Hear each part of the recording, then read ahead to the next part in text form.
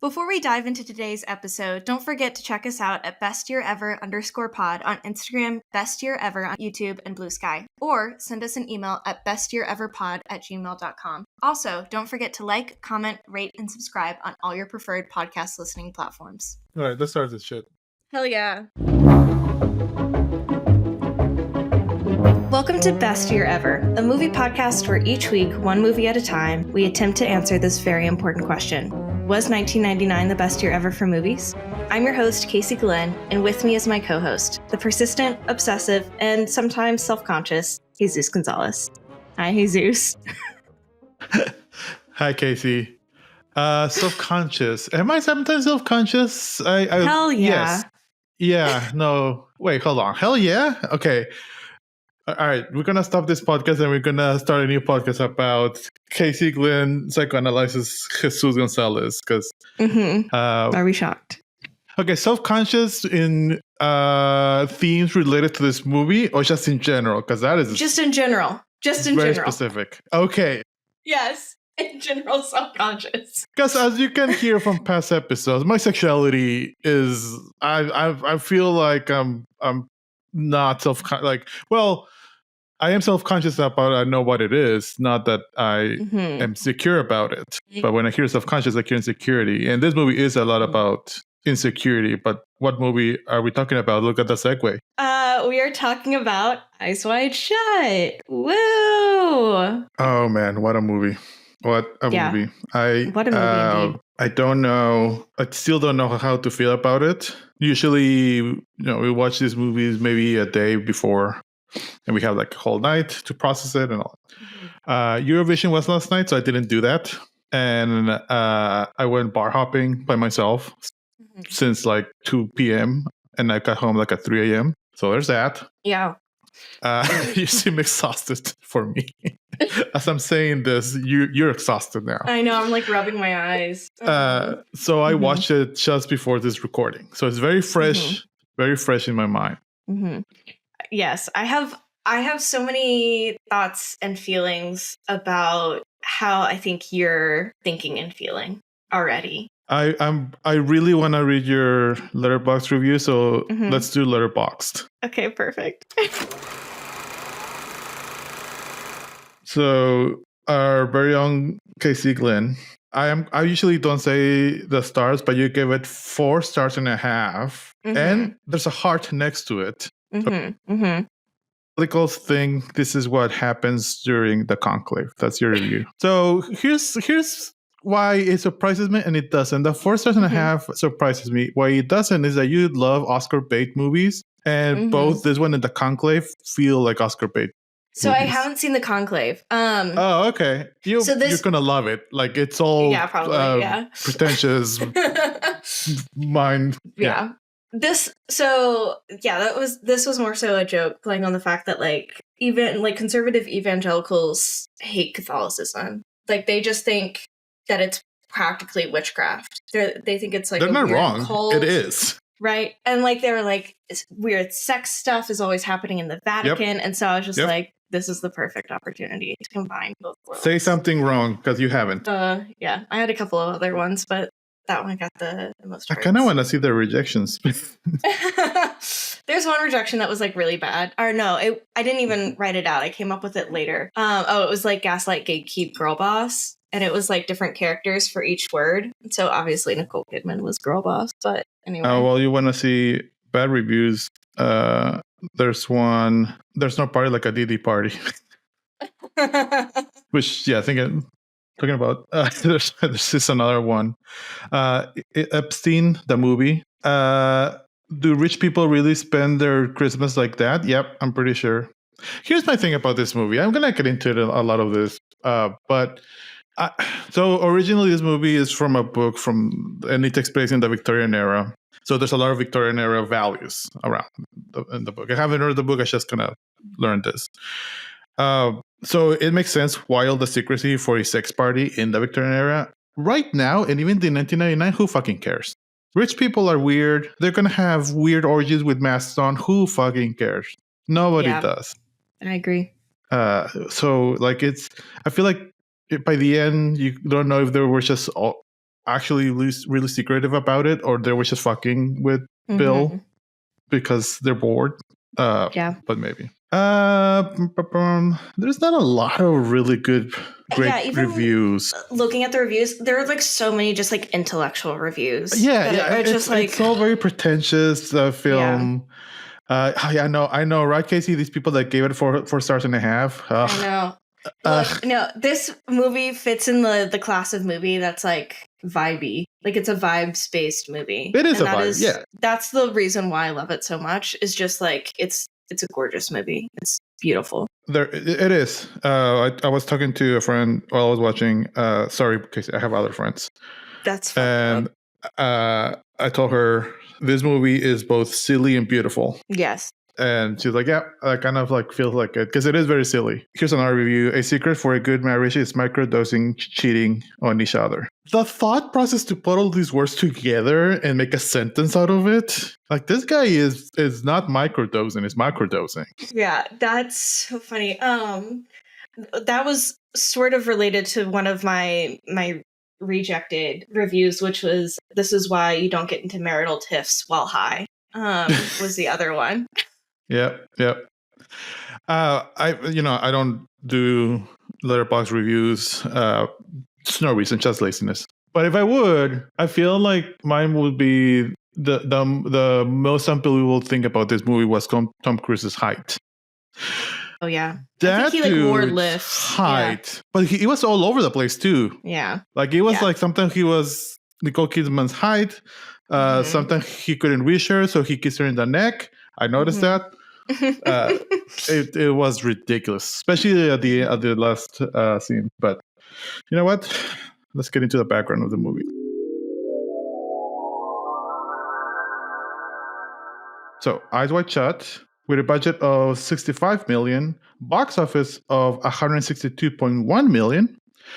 Directed by Stanley Kubrick, edited by Nigel Galt, starring Tom Cruise as Bill Harford and Nicole Kidman as Alice Harford. I think this is a movie that we've said had starred at least some amount of people. I mean, there's a bunch of actors, but it was fun. It was fun to see them coming in there. Yeah, that was very funny. I will say something that I found shocking, just looking into my fun facts, was that apparently Stanley Kubrick himself selected the movie's release date after analyzing scores of box office data provided to him by Warner Bros.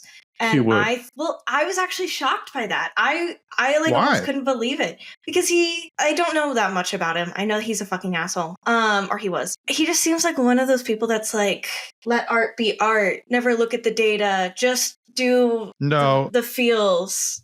No, 100% no. I think that's what people think about Stanley Kubrick, but he was obsessive about every single detail of his movies, including things like that. He wanted his movies to be successful. Yeah, and see, that's the thing that I do find shocking is that he wanted his like art to be successful. I feel like most artists are like, I just want to do what's right for the art. It doesn't matter if people love it or not. I don't know. I'm not an artist.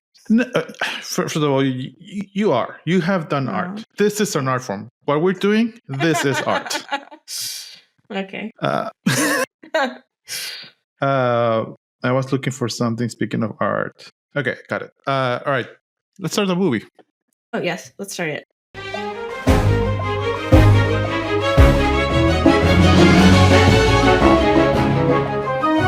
Okie dokie. So, opening credits. We already get the score for this movie is just chef's kiss. Just fantastic. The vibes. Okay, so we're in a New York apartment. We're seeing our two lead characters, Bill and Alice, getting ready to attend a party. Alice is changing dresses, whatever. They're like chatting here and there. And immediately from the get-go, I'm obsessed with the set design. The set design was fantastic. I don't think I've ever seen a movie that has better set design. Because like just the way that the bottles in the bathroom, like it's a lived-in space. Like I would not be surprised if you told me that somebody lived on that set for a couple of days to make it feel lived in. It was incredible. Oh my God. No, like I said, like this movie is beautiful. But you kind of skipped on two very important things. One, the font. It immediately felt like a Stanley Kubrick movie because he used Futura Ultra. That's what I was looking for. I wanted to make sure, but that's kind of the font that he uses. So immediately it's like. It's like, all right. And kind of always say to piss off designers, like fuck kerning. But everything about this font is perfect. The kerning is perfect.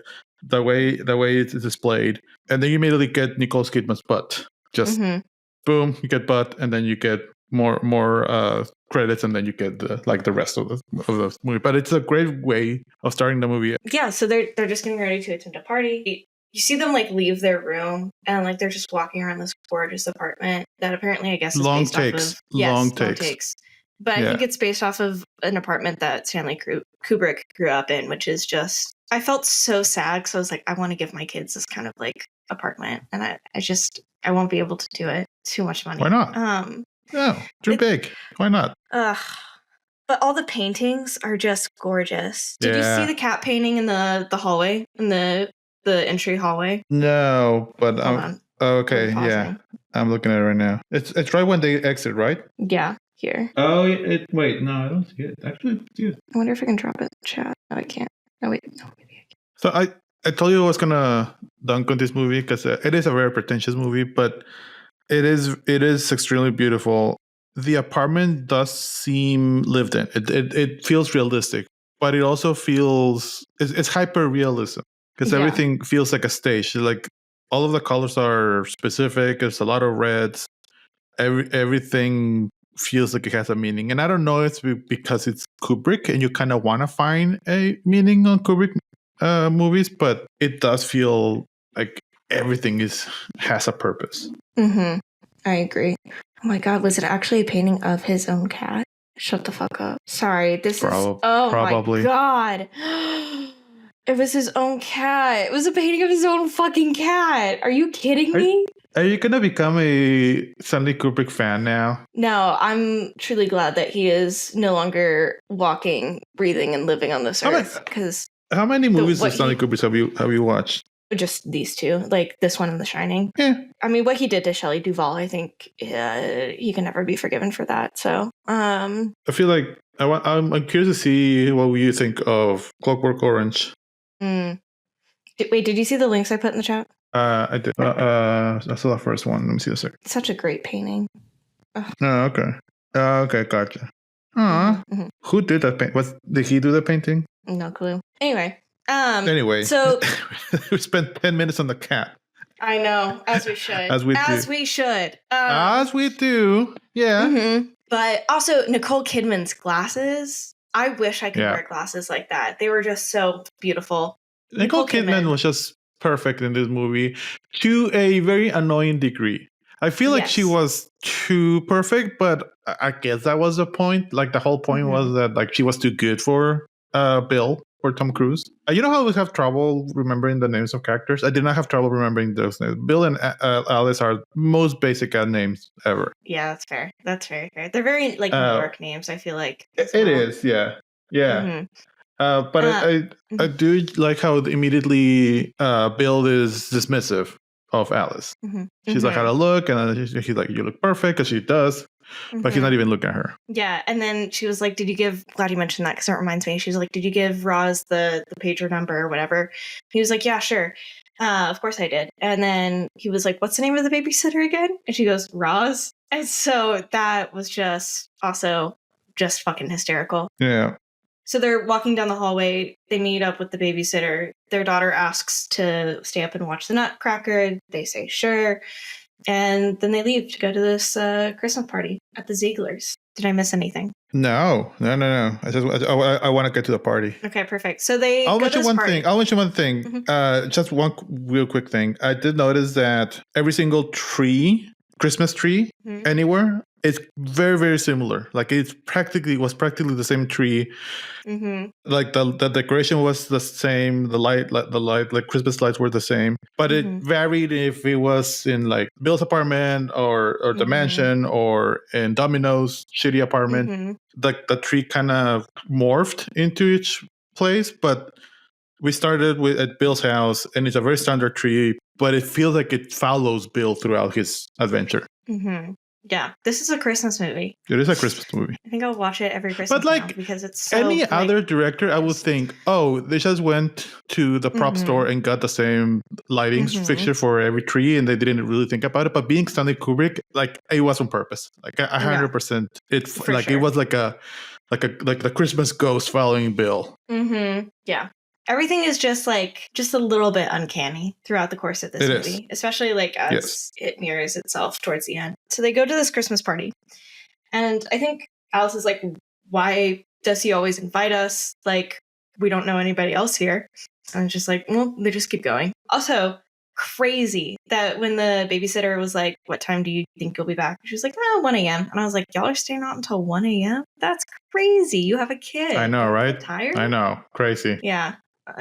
So they're at this party and they, introduce themselves, or they shake hands with Sidney Pollack, I think is his name, the actor, he was fantastic in this movie as well. So they do their little introductions, and then they get to the ballroom, and then Bill sees a guy that he used to go to med school with, who is named Nick Nightingale. If you had a name for a jazz person, that would be the name for him. Yeah, for sure. It definitely feels more like a stage name. The band takes a break, so he leaves Alice. He's like, hey, we'll meet at the bar a bit later because she needed to go to the bathroom or something. He reconnects with Nick, who dropped out of med school, and they talk a bit, and Nick is like, hey, I'm here for the next 2 weeks. I'm performing at this club if you'd ever want to drop in. He's like, all right, cool. And so then they go their separate ways because somebody calls Nick over. Do you know who I thought Nick was for a second? David Arquette. Interesting. For a second, okay. In later scenes, no, but in this scene, he kind of went down from the stage. Like, wait, is that? And then okay, no, it's not. But it kind of and David Arquette was kind of around in the era. Like, he was kind of doing things. So, Bill. They're at the party. Yeah, they're at the party. They said that they're going to meet up back at the bar. Alice is waiting. Alice is you can tell she's got some anxiety because you see her walking down a hallway and she grabs a glass of champagne and just fucking throws that shit back. Have you ever done that? Yeah, for sure. I've never done that. I've just down something like that. Do you have out of anxiety or just whatever reason. I don't think I've ever done that. Shots doesn't count. No, it doesn't. You're right. I don't know. Maybe I haven't. Maybe I just find the feeling so relatable that Yes, I do. That's something I want to do. I mean, not really, because it you have issues if you do that or not. I don't know. But just I do have the people that grab a beer and just downs the whole beer. Okay, beer I think is hella different. I could probably do that. I think I could easily do it with champagne or wine. I could not do that with beer. But champagne is sparkly. It has carbonation. Yeah, that's true. But there's so much less of it. But wine is thick. I don't know. Wine is heavy. Interesting. Let's try it next time. Yeah. I'm gonna pour myself a glass of champagne today. We'll have a glass of champagne, a glass of wine, and a glass of beer. I think I actually have all three of these in the house, which I never do. This is for science. Yes, it is. Anyway, so she goes to the bar. She's waiting on her husband. By far, I think one of the hottest scenes in this movie. Really? Yes. So she's at the bar. She drinks some more champagne, doesn't finish the glass, puts it down, back towards the bar. This guy notices her. He grabs her glass. She's like, oh, that's mine. And he goes, I know. And he drinks the rest of it. And I was just like, huh. That was good. Honestly, that was good. But you know what I think added to that? That's almost a minute long of silence of that whole shot. Yeah. And it's just it Kubrick obviously has such a talent to build tension in a scary way or in a sexy way in this case. But it's you are feeling the anticipation for him to say something, and then he delivers perfect pickup line. I get it. All right, I get it. I'll give it to you. I won't make fun of you on this one. Thank you. Okay. Okay, settle down. Settle down, Casey. Forget all of the weird orgy sex stuff. You're a tomato right now. It was just a great moment. Anyway, so they dance. And as they're dancing, she like sees Bill being like, he's like flirting with these two girls. These two girls are flirting with him. I don't know how, but he looked awkward as hell. And I'm like, this is Tom Cruise at his peak. Which I think that's the point. I can see that too. Because there's also, when he's interacting with Nick Nightingale, you see him in like this most like frat bro sort of like weird alpha male, right? Because he finished med school and Nick didn't. Yeah. And like, Yeah. just, I don't know, the way he pats the guys. Nick. Yeah, but the way he like even pats his stomach, there's this, you can already sort of sense this sort of like faux confidence. And I think you even see that in his interaction with these girls who are like really dominating this sort of thing going on, right? He's just sort of like there. They're throwing themselves at him, and I love that the contrast of the guy and Alice, which he is kind of creepy later on. Like, great pickup line, but he kind of becomes a little creepy. He becomes a little too persistent. Yes. Yeah. A little too. I'm a rich white male that I get away with everything. Yeah. So I want this, like, obviously. And I think if she was a little bit less drunk, I think it would have been less creepy. But like, yeah. He knew she was fucking drunk. But Tom Cruise or Bill, you're right. This was peak Tom Cruise. Yeah. Peak Tom Cruise doesn't hold a candle to peak Brad Pitt. Peak Brad Pitt. True. It's like, I feel like I can believe Tom Cruise as Bill here more than I would have Brad Pitt as Bill here. Correct.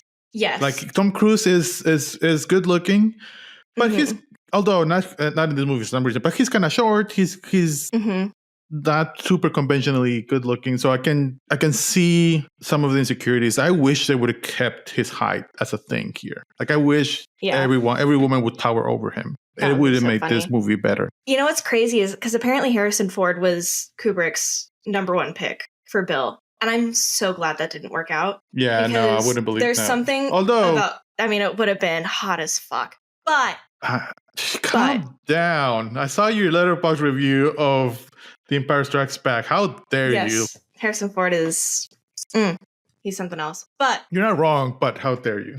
Regardless, I think it's perfect that it was Tom Cruise and not Harrison Ford, because Harrison Ford like is already just like too confident, and you can, and like the height thing, whether or not it's like actually talked about, you can tell it's still like sort of, it's ever present, you know, you don't forget about it. We keep cutting back to the interactions. This guy that is dancing with Alice is talking about, oh, do you know why women used to get married? It's so that they could like, you know, lose their virginity and then like fuck other guys that they actually wanted to have sex with. And she's like, okay, cool. Whatever. And then the ladies are like leading Bill, and he's like, ladies, where are we going? Once again, he is not in control of this fucking situation. He's terrified. Whatsoever. Like, he's genuinely terrified. And at that moment, somebody's like, hey, Bill, Ziggler needs you upstairs. Can you like come with Bill me? was relieved. Yeah, he was. I think he was. Yeah. I think he was a little like, maybe I missed out on something, but whatever. I don't think Bill, not Tom Cruise, but I don't think Bill would have known what to do in a threesome. So true. So like true. That, he gives me that vibe. Yeah. No, that's a great point. And I'll tell you why in a scene in a few scenes. Okay. He goes upstairs. Fucking gorgeous bathroom that he walks into. Sydney Pollack. Wait, is that a bathroom? Yeah, that's a bathroom. Oh shit, it is I thought it was a room. Yeah. It's a bathroom. Right? Wow. So Sydney Pollack as Victor Ziegler is like wearing fucking suspenders, putting on a shirt. I was just like, it was crazy. But we pan over. There is this naked woman. Okay, next time I go to a gay bar, I'm gonna sport that look. Yeah, no shirt, suspenders. Give it a shot. Maybe I can pull it off. Even though I've seen this movie before, still shocked me when we just see this fully naked woman passed out on this recliner. You know, I didn't ask you if you've seen this movie before, but this is your second time watching it. Okay. Yeah. It is. And I honestly forgot how little of like the like orgy cult sex stuff. It's like not that big of a part of a movie. No, It's just because like, it's not the point of the movie. But everyone in 1999 were just talking about that scene. Yeah, it's the most memorable for sure. So this sex worker, we find out her name is Mandy. She is like in the process of ODing. She did what he calls it a snowball, a speedball. She shot up coke and heroin at the same time. So Bill is like checking on her. He's making sure her like pupils are dilating as needed, and like that he can or she can respond to him. But like he doesn't really do much else. And so it's like, I don't know if he like really saved her life. He just like checked on her. I don't know. It's weird. I don't know. I don't know enough about ODing, but like it feels like he did enough to shock her system into reacting. Okay. Like from little of I know about ODing is not that it's like a poison or anything like that. It's like the chemicals get so fucked up that your system stops breathing or stops like telling you to breathe and to do things. So I think he did enough to hey, look at me. Hey, like, can you say your name? Like things like that.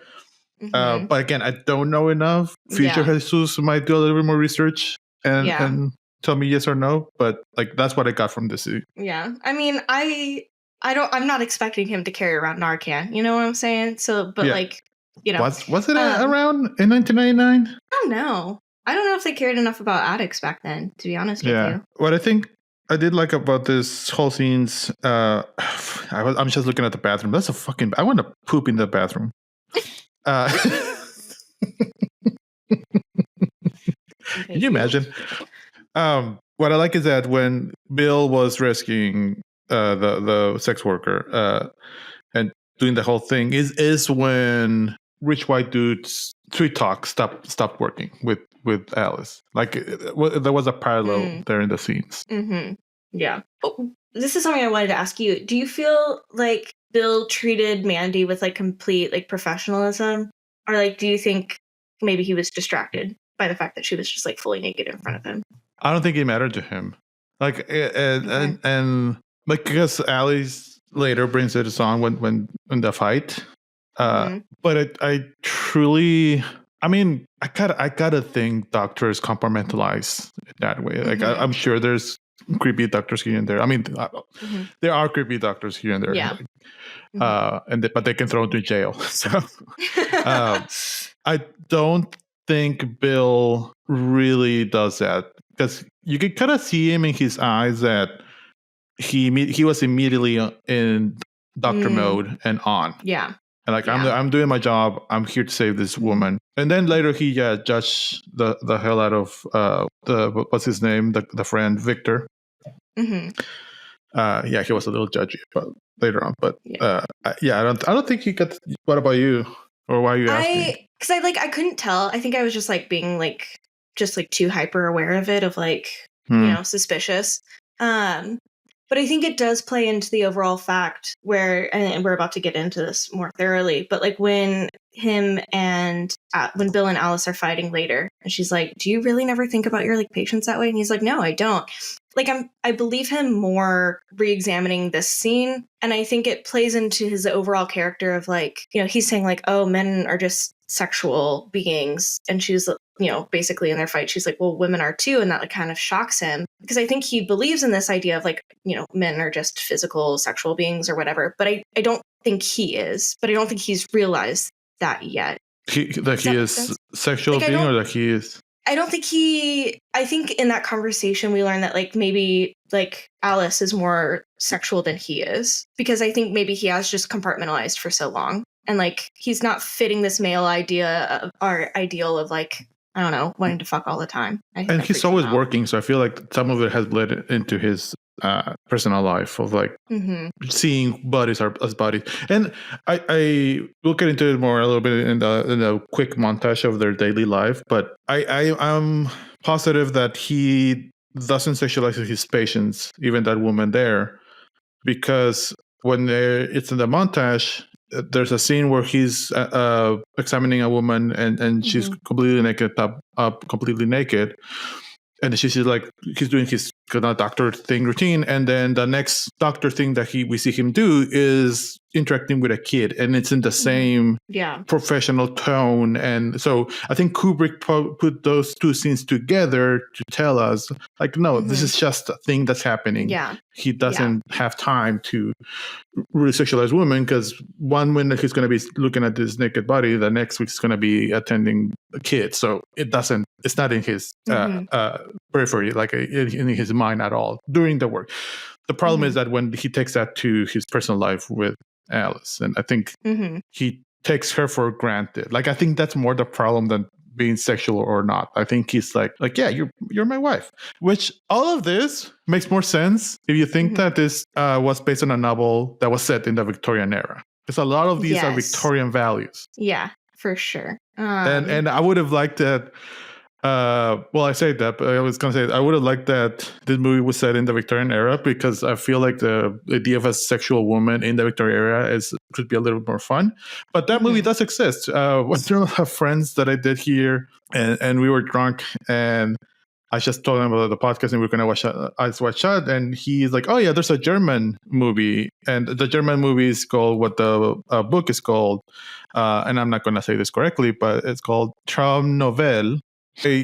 I tried to watch it, and it's a 1969 movie. Stupid.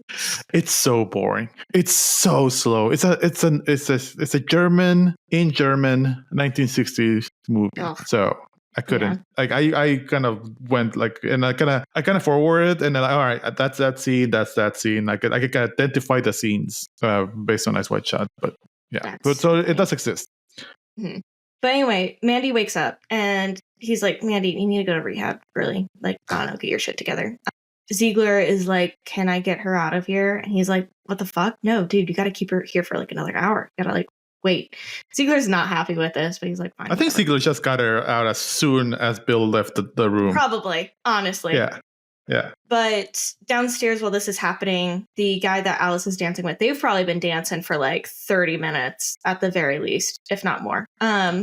She is like dozing off. Like they touch noses, which was very cute. They almost kiss, and she's like, and he's like, do you want to look at the bronze collection upstairs? And she was like, because obviously he just wanted to fuck. And then we're back home. They come back home. And then we get the day-to-day montage of Wait, hold on. I do want to touch on this scene a little bit. Touch.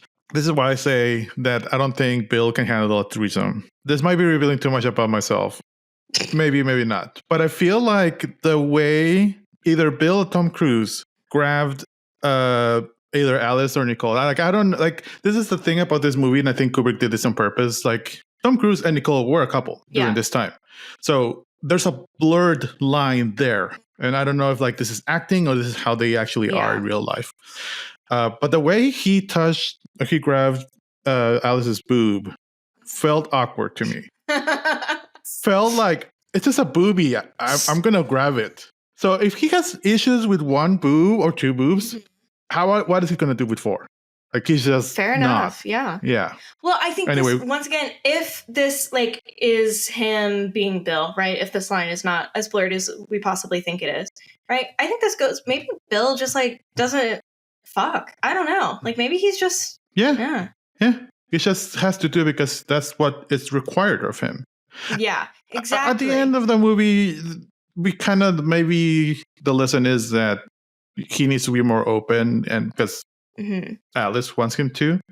Yeah. And maybe like there was some repression there, but like, I'm looking at the scene, and this is definitely Bill because he is the same height as Nicole Kidman. So that's not Tom Cruise. That's funny. That's good. Yeah, we get the day-to-day. Like, I don't know. Even in this montage, I think it's just so fantastic. Watching Alice so interact with Helena, which I think is a beautiful name, by the way. Yeah. And just like getting her ready and then looking at Nicole's hair. Her hair is fantastic in this movie. It's gorgeous. Just the music. I don't know. It's just everything about it is just... How many more times can I say the word just? I don't know. Well, and what I like, I mean, talking about the lighting, because the lighting in this movie is perfect. There's a lot of things that are perfect about this movie. I still don't know if I like it or not. Like, I'll say that. But the lighting here throughout this montage is very natural, bright sunlight. Yeah. Like, it's not because sometimes it's very red or blue or yellow. Those are the three colors that kind of go back and forth. But when it's like a normal day-to-day, nothing really is happening with sexuality or anything like that, the lighting is just like daylight, normal bright daylight, and this is throughout the whole montage, and then it changes after this. Specifically, the light is giving, and you might think I'm crazy, but you might understand what I'm saying here. It's giving like winter sun. Like the sun in the winter is different than the sun in the summer. And it's like the sun in the winter is more blue, it's more cool toned. Like, and then in the summer it's like more warm. Yeah, no, you're right. I guess when I say normal lighting, it's like what you would expect it to be in a set.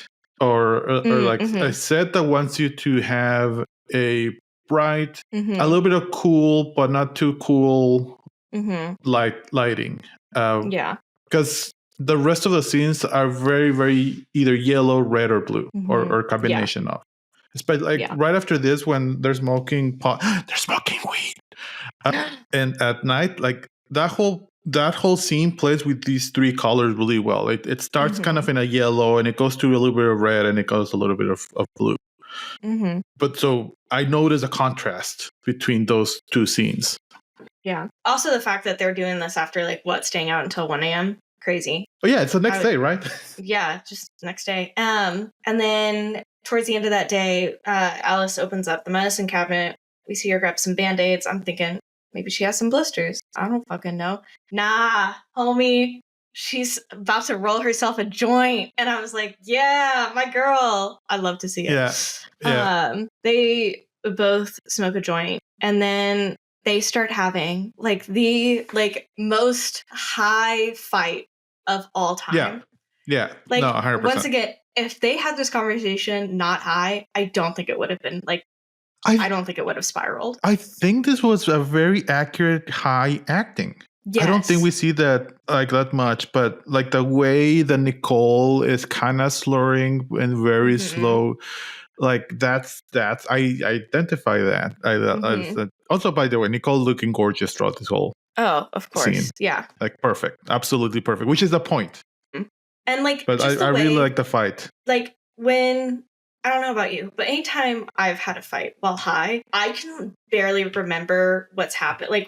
Samuel will say something, I'll be like, what the fuck did you just say? I cannot remember it. So it's you kind of stick to the last sort of, you take things very literally. At least I do. And then you just stick with the most recent thing. So you're not piecing together an entire thought process, conversation. You're just it's tit for tat the entire time. I never had a fight high. It's terrible. I just, it's mostly because I immediately go to sleep. That's honestly.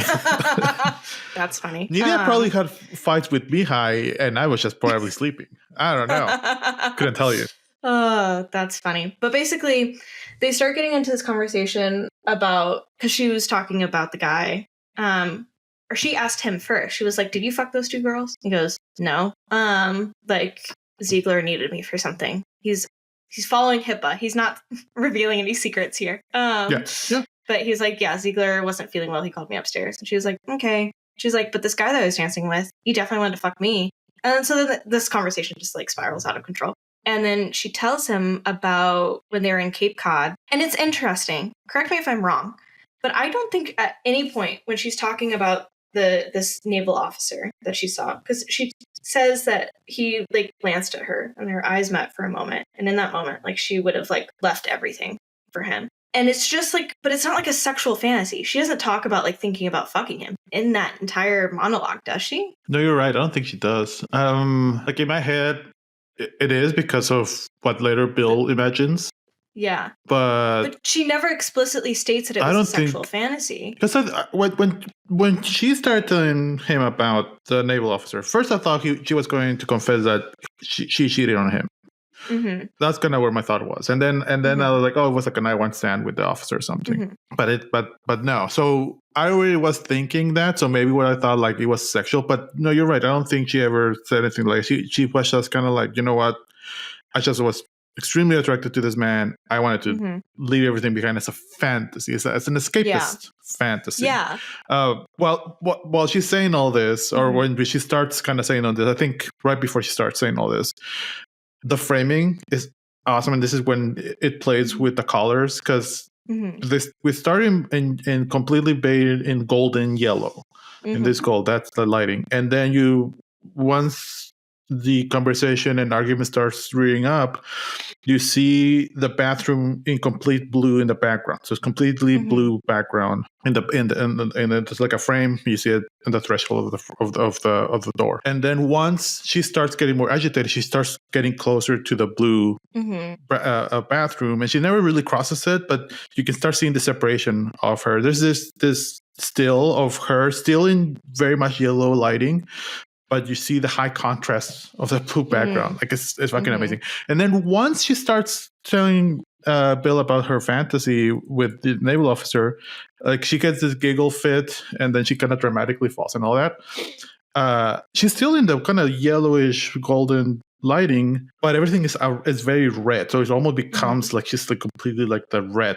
Like that's so that's why I also thought maybe it was sexual, because in this movie red means sexual, blue means innocence, or the opposite of sexual, and then I feel like yellow, I don't know what it means, but I feel like it means a heightened reality, because when it's yellow there's always something heightened, and this whole fight was heightened. Yeah, well, I think it's like it was in a normal fight. Where you see more of the red though is whenever it cuts back to him, because I think like the entire bedding is red. I think they're like bed frame, but like when it's her and she's just leaning back, it's like a yellowish wall. But she's surrounded by the red curtains. That's fair. And like everything around her she's framed in red.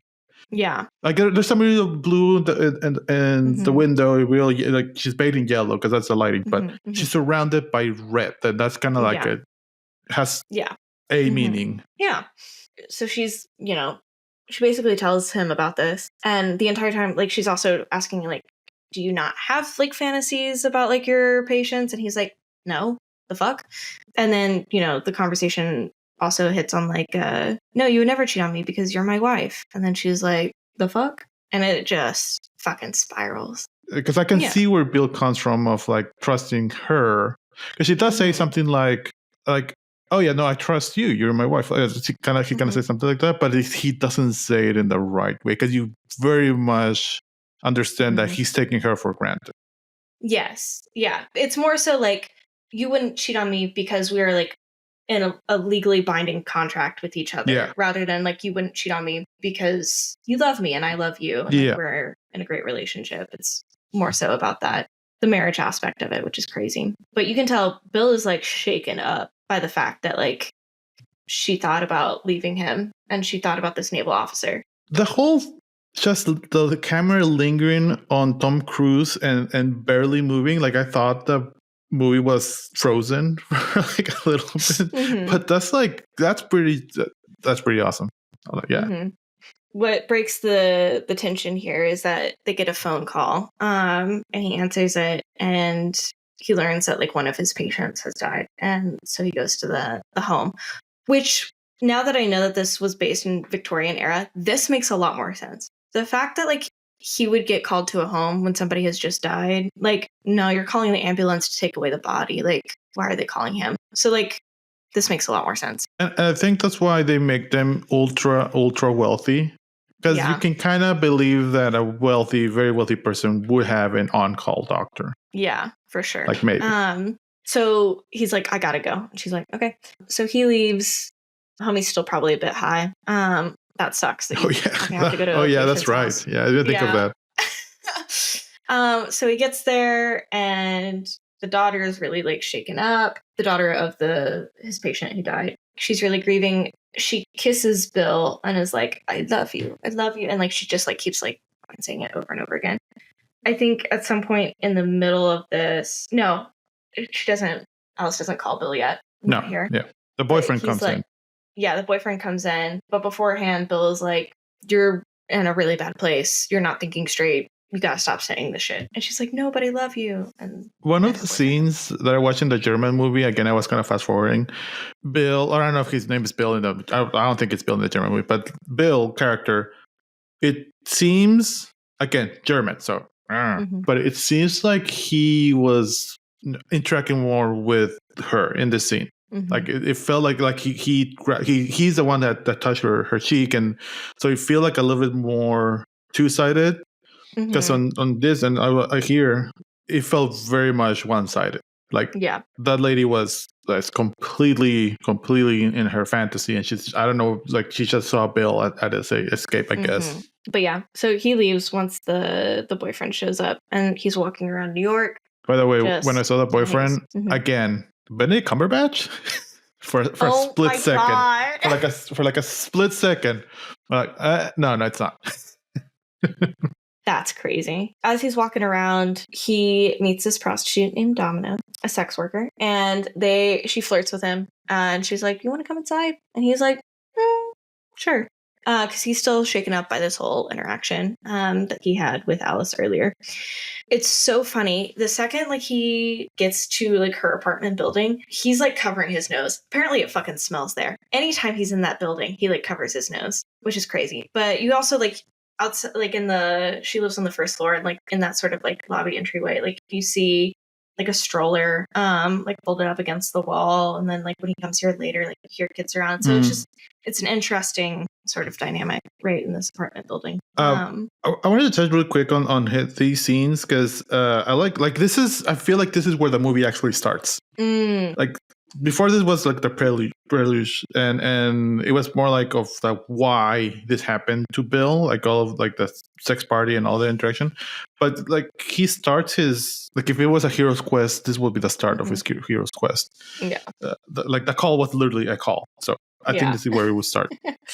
Did you notice that the very first scene after Bill goes and off for a walk?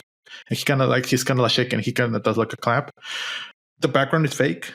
It's like a back projection of the New York background, but he's not actually in the set for some reason. So I don't know if this was a later pickup that had to happen, or it was Kubrick telling us, now you're in this maybe reality, maybe dream, maybe not kind of adventure. Yeah, there are some shots, like the way that they did it is that they would build out these huge ginormous sets that he would walk around to replicate, because Stanley Kubrick didn't want to fly because he was apparently afraid of flying. He didn't want to go back to New York. And so he just built everything in London. And so some of the shots are just, I think, Tom Cruise walking around that set. And then some of them, I do know they did a back projection.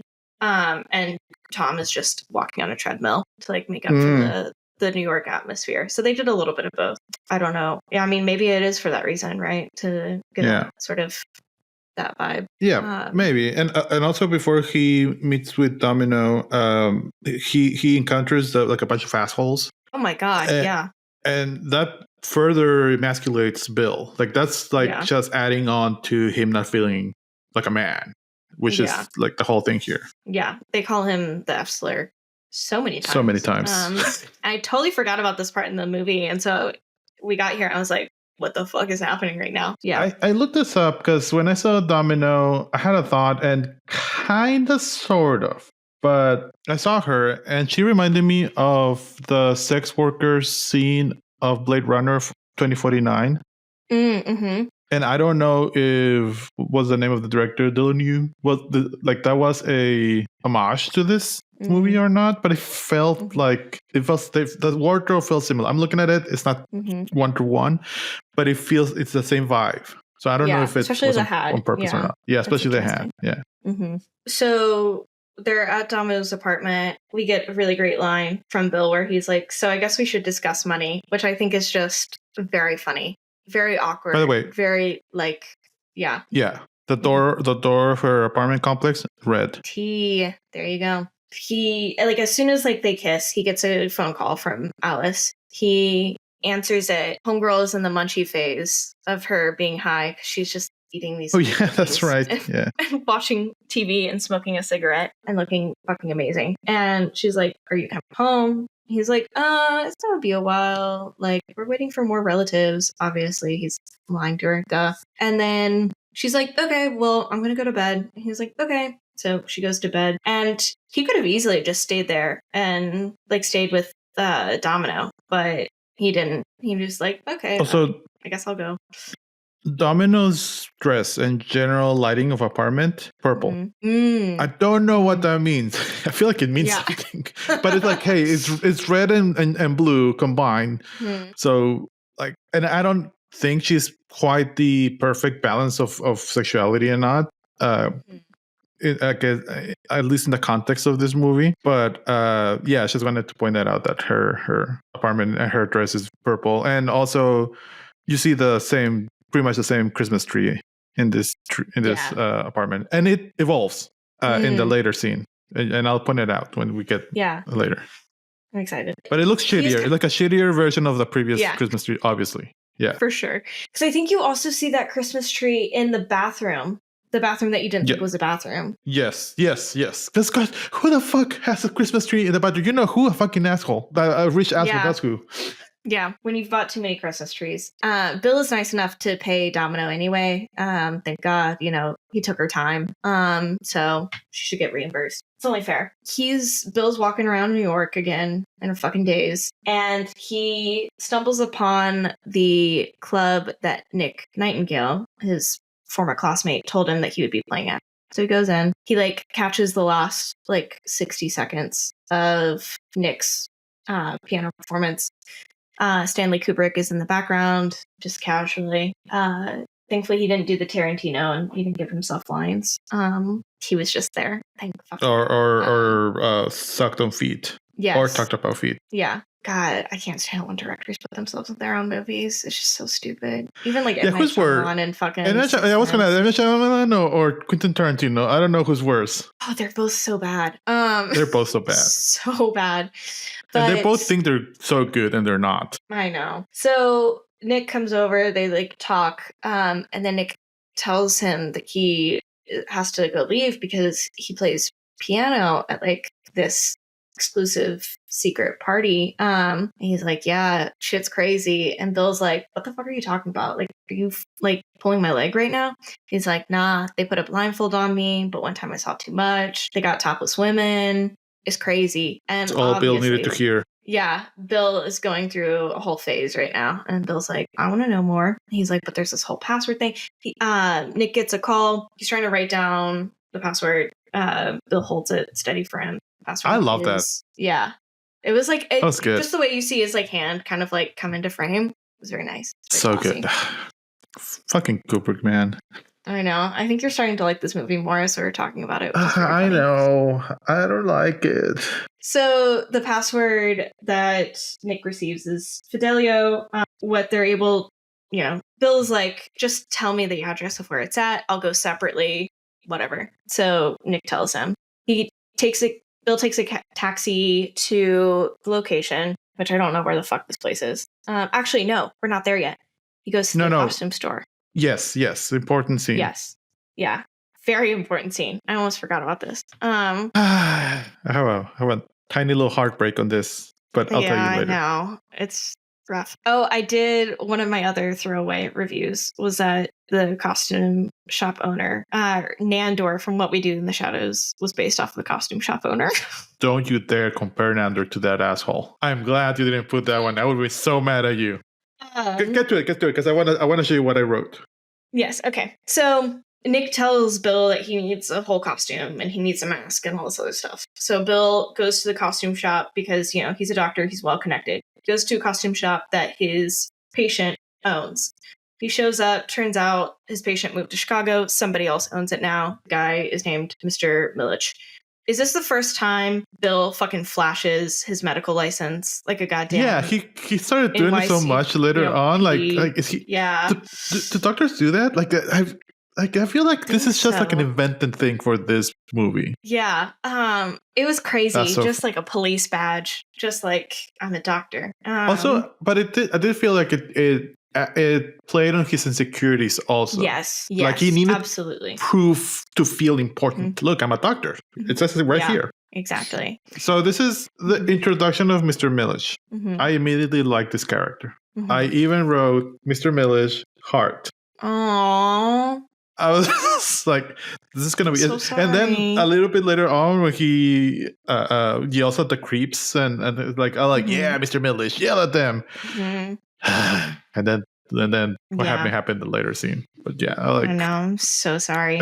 I'll show you what this is the later scene. Mr. Millish, heartbreak. I'm so sorry. It's so painful. So we're in the costume shop because basically Bill negotiates that he'll pay $200 over the rental price. He's throwing too much money in this night. He's just so much. Crazy. So they're in the costume shop. They go into the back room. Mr. Millish is like, wait, do you hear that? And there's like Chinese food all over like the office desk. There are these two older guys that I guess are fooling around with his very young 16-year-old daughter. I wrote, Alice, no! Yeah, it was very sad. Also, Lily, the actress, she was 15 here. It's come on, Kubrick. I know. Cast someone else, but whatever. Please. Yeah. She hides behind Bill. She like holds on to him. And Bill's like, what the fuck is happening right now? I'm just like here to get my fucking mask and cloak or whatever. She whispers something to him at some point. I don't think we ever learn what she whispers. I don't think it matters. Get the lining for the quote, whatever. Doesn't matter. But here I was full on Mr. Milkshak's team. Like, yell at them. Cops, get them to the cops. And he's like, no. But we later find out that he was just negotiating, I guess. Yeah. Sad. It's very sad. Ugh. I know. So she runs away. She goes upstairs. And Bill gets what he needs. He gets his little mask, gets his little cloak. It is what it is. This is when he gets a cab to go to the mansion. He does like the most rich, pretentious fucking asshole thing to this cab driver. I know. It shocked me too. He basically tells the cab driver, he's like, just wait here. Don't don't drive back. I'll give you once again, negotiating. And he's like, I'll give you $100 when I come back. So he rips the $100 bill in half. He's like, here's the first 50. I'll give you the 100 if you wait here. You just tore up some fucking money. Like, are you kidding me? Eye roll. It's because that's unusable now, right? Like even if you tape it back together, I don't think you can use money. But was that usable back then? Again, this feels like a Victorian era thing to do. Yeah, for sure. I don't fucking know. He rolls up. The two people at the front gate, they're not wearing masks. And so he's not wearing a mask. I think he has the cloak on. No, he doesn't even have the cloak on yet, does he? No, no. Yeah. So he's trying to play it cool. He's trying to play it real cool. I put it here that he put his mask way too late. I agree. I would have put the mask as soon as I'm getting off of that cab. I have a mask on. Yeah, I mean, he waited. He waited until he was all the way inside of the mansion. Yeah, and so he gets in. He gives them the password. They let him in. He gets there. Obviously, he's late because of the whole situation at the costume shop. And he walks in, and once again, he's doing this fucking stupid shit. At this point, he already has the mask on. He has the cloak on. He walks in, and everybody's sort of in a semicircle surrounding the center of the room.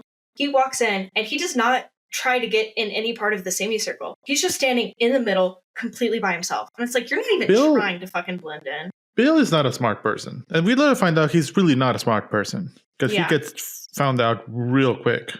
Yeah. He gets read to filth at the end. Of just being told how fucking stupid he was to do all this stuff. So he's just watching all this happen.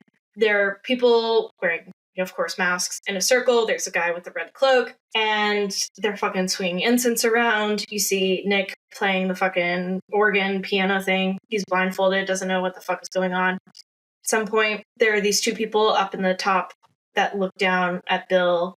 Everybody suspects that this is Ziggler and Ziegler's 100%. Wife. Yeah. He I don't know. He gets acknowledged by these other people in masks, still standing out like a fucking sore thumb.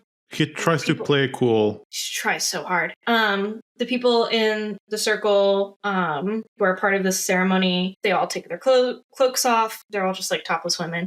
And then they each one by one get dismissed. One of the ones that gets dismissed goes to Bill and is walking with Bill, and they walk down the hallway. And she's like, you don't fucking belong here. You need to get out of here. And he's like, who are you? Just dude, are you kidding me? You can't put two and two fucking together. Do we know who she is? Yeah, it's Mandy. Is it Mandy? I mean, that's what Victor says at the end, is that it is her. Well, okay, so I was confused because when he sees her on the stretcher, first of all, it's another name, and second, I didn't know if it was her, but the actress is different. Yes, the actress is different, and I think that was just because of but I think it's her voice, maybe. But so I don't know, because Mandy is very, very much not Nicole Kidman, like not Alice, and this person kind of looked like Alice a little bit. Like if it wasn't for the straight that's not Alice's hair, body. Well, it's not. But I felt like, I don't know, it gave me Alice's vibes, and I don't know if that's on purpose or not. But I feel like for a second, like, is it Nicole? But then, yeah, obviously it's not her body. But she's like the same, not built, but a lot more similar to Alice than Mandy is to Alice, this person. So I thought it was like more of like, does Kubrick want you to think that's his wife? I mean, obviously not, because we know that Alice is sleeping, or do we? By the way, all those scenes where Alice is... Sorry, go for it. It doesn't, but it felt put upon also. I don't know, maybe I tried too hard to justify it, but because Nicole Kidman was making a voice for Alice. Like, it was like I'm innocent, I'm baby, like the baby voice, and which kind of drove me a little bit nuts through this whole movie. Yeah. It changed by the end, but but I feel like if she lowered her pitch a little bit, it could have sounded like this one. But maybe I'm trying too hard to link it to Nicole. I think you are, but I didn't do a thing. No. I mean, at the end, Victor is like, confirms that it was the same woman, but like also says that like she wasn't killed. She just like OD'd. Overdosed. But then in the paper that he reads later, or before then, it says like there were two mysterious figures kind of like surrounding the crime scene. It's very, very ominous. Anyway, we're skipping ahead. Yeah. Bill walks around the sex rooms. Yeah. She tells him to get out of there. Somebody else grabs her. And so then he's just like, I'm going to walk around. He walks around, and it's like, once again, so fucking obvious, because he's walking around, which is like fine, but he's not staying in like the back of a room. He's like walking in front of people. He's blocking their views. Like, he's being so inconsiderate. Okay, so I was looking at all the masks, and there's one that would be me. That would be my mask. And it's this dude, and it's like a greenish mask, and the mask is kind of like just mouth open, and like just like a maze. I would have chosen that mask. Like, there was one Letterboxd review that was actually funny, and it was like, what if he had shown up with a Scream mask? And that killed me. That was funny because Scream had already come out. So, What if he read the vibes wrong? Yeah, how did he know to show up with like a Victorian era mask? Yeah. It's like, and also he matched the cloak. So he had options for the cloaks. He could have chosen brown or red. Imagine if he shows red and then he goes in with that dude in red. Like, it's so embarrassing. Who wore it better? One of them has to leave. Right. He ends up at one room. A lady comes up and is like, do you want to go somewhere more private? But then the original lady comes back and is like, oh, I need to talk to you. And she's like, why the fuck are you still here? She's like, you need to leave. And then at that moment, he almost like takes off her mask, and she was like, no, this would be life or death. Like, it could cost you everything. This is why I thought that maybe that was Alice, because he was like, oh, let's just run away together. Let's just leave. Like, I feel like maybe he was kind of recognizing his wife. I don't know. I mean, no, but that's kind of where my mind went. Also, the hair color is different. Could have been a wig. It's not that different. I don't know. Okay, continue. So as she's like, you gotta get the fuck out of here. Somebody's like, are you the one that showed up in a taxi? He goes, yeah. And he should have fucking lied. And they're like, you need to like come over here. Like, your taxi driver is like looking for you. He, like, walks over, and everybody's fucking waiting for him. You know what's funny? I could just imagine like 5 minutes, or like not even 5, like 2 minutes before all of this, there's like a general announcement, like, everyone stop fucking right now. We need to put off our clothes. And then, all right, we're doing this shit. Let's get the crap out of this guy. All right, let's go. And we're just gonna go. Okay, cool. We're good. Okay. Yeah. Let's immediately stop fucking. Right. So he walks in there. It's like, I imagine this is like what it's like to be called into the principal's office. I wouldn't know. I was homeschooled. Oh, shut the fuck up, homeschool. This is how often I got called into the principal's office. I remember one day I was there sitting like I usually did, and the principal was there, and someone came into his office and like, hey, do you know where the stapler is or something? And he was like, oh, and I'm like, that drawer over there. Like I knew his office better than he did. Like, yeah, I lived there. God damn, that's crazy. I got passed. So I didn't. So to pass middle school, you need a 70. Mm-hmm. I got a 68, and the principal told me, I don't want you to be left behind. So I'm gonna pass you, but you gotta get your shit together. I think secretly he just didn't want to deal with me anymore. But that's so funny. He talked to me. He passed me. Wow. But yeah, so the host, the guy in the red cloak, is like, you don't belong here. And he's like, what are you talking about? He goes, what's the password? And he goes, Fidelio. And he goes, correct. And he goes, what's the second password? That's so good. Because the revelation later on, the revelation was good. Oh, fantastic. And he's like, I forgot the second password. Bitch, you can't come up with a better fucking lie than that. Or just, I don't know. Right? I probably would have done the same thing in that moment, honestly. And they're like, take off your fucking mask. So he takes off the mask and they're like, yeah, we know who you are. And then he's like, the host is like, take off all your clothes. And Bill's like, it's not that serious, gang. It's chill. Don't worry about it. It's fine. He's like, no, you fucking infiltrated. Take off your goddamn clothes.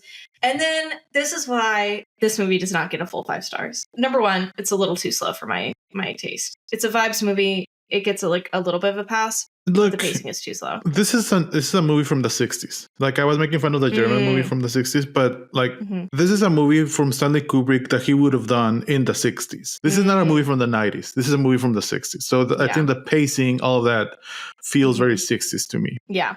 The pacing is consistent. It's just too slow. For me personally. Yeah. The other reason why it gets not a full 5 stars is because of this fucking camera pan, which I think the creators, I hated it. I could not stand it. It was so cheesy. Exactly. This is a 60s. This is a camera pan from the 60s or 70s, most likely. But like, this is a camera pan from that era. It killed me because this is, I think the creators of Oblivion like stole this, because in Oblivion, when you're playing it, if somebody talks to you, like, you lose control of the camera will pan and then dramatically zoom in on the character you're talking to. The reason why I know this so well is because it jump scared me one time when I was playing Oblivion for the first time, like many years ago. And the fucking same thing happens here. And I'm just like, what the fuck? So they zoom in and it's the same woman that's been warning Bill to get the fuck out of there. And I had to look up what was Oblivion. The Elder Scrolls game. I had to look it up. Anyway, so she's like... Fake gamer. I know. She's like, I'll sacrifice myself. This whole scene, like, I could have done without the whole... I know this is like the biggest thing of the movie, but I could have done with the whole... I thought this was all very, very, very silly. Like, I feel like ultra rich people could maybe be on this kind of shit, but I would have just been laughing throughout this whole thing. Like, this is so stupid.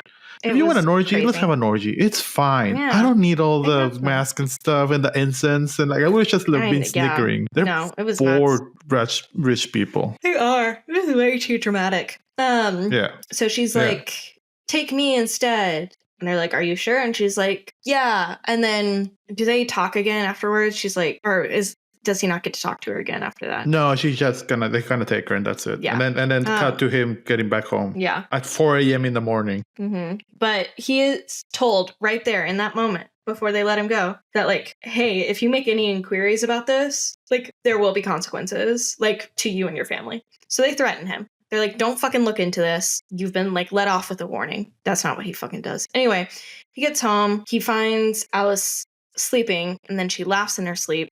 And then he wakes her up, and then she starts, like, crying, like sobbing. And in her dream, it was about the fucking naval officer, but then she was like fucking all these people, and then they started making fun of Bill, and then that's why she was laughing, but then like she woke up and then like felt scared, or I don't know. Just And she was kind of describing his night a little bit too. Yes.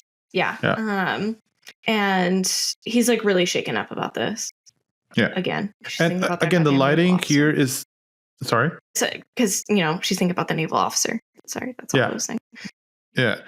The lighting here again is super interesting because in the argument, when he was kind of finding out everything about this whole thing from Alice and he was kind of shocked, and the framing was kind of like they were in opposites, right? Mm-hmm. On this one, they're covered in blue. So they're both in the blue world, and you can see the frame, the door frame in the back, and that was the yellow, that's covered in yellow. So now it kind of like reversing. I kind of saw it as him starting to understand her fantasy or her her like mind a little bit more, like him having this wild sex night, which he never actually had sex the whole night. So he fucked around and like terrible found closer, out, terrible but he closer. didn't. Yeah, he didn't fuck. No, he did not. He had so many opportunities, but he didn't.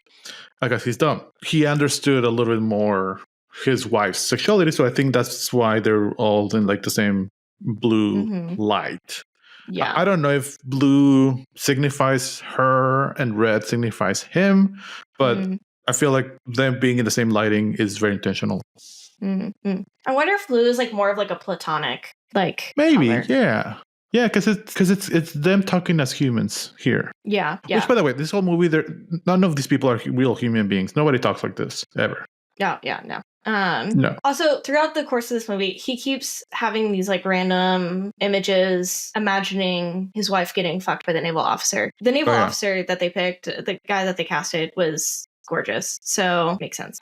Also in black and white, those scenes. Yes. The next morning he goes to work, his secretary comes in, the most heinous fucking order of all time, tuna salad sandwich with a black coffee. That's crazy. Yeah, why the fuck are you mixing those two in the same meal? What? Also, is that your breakfast? Tuna salad sandwich? Is that breakfast? I think it was his lunch. I think he had been like either way. Yeah. But he asks her to move his appointments or like get them with the other doctor. He was leaving early. He's like, can you have them bring my car up? Because he's fucking rich and fancy. Of course, we learn that he's driving a fucking Range Rover because he drives back to the mansion. And this I think this was by far the scariest scene, and it's in pure daylight. He like goes up to the gate. The security camera's tracking him. A car pulls up, and this old guy who looks scary just stands perfectly with his face in between the bars and just hands him an envelope. And Bill takes for fucking ever to grab the goddamn envelope. Jesus. He grabs it. Wait, is this where this happens? Or does he go? Yes, but you skipped a lot because this is the end of his day. So or does Domino that's towards the end. So after he orders his crazy meal and then asks his secretary or his assistant, like, what's the rest of my day look like? And she's like, hey, we look at that. Okay, cool. I'm just going to do some other things. He leaves work and then he pretty much traces back his whole night. So he starts with the nightclub looking for Nick Nightingale. And I want to point out on these scenes, they built so many sets and hired so many extras for like a minute-long scene, if that. It's crazy how much they spend on this movie. Or not, because it's $62 million is not a lot of money, honestly, for a movie this size.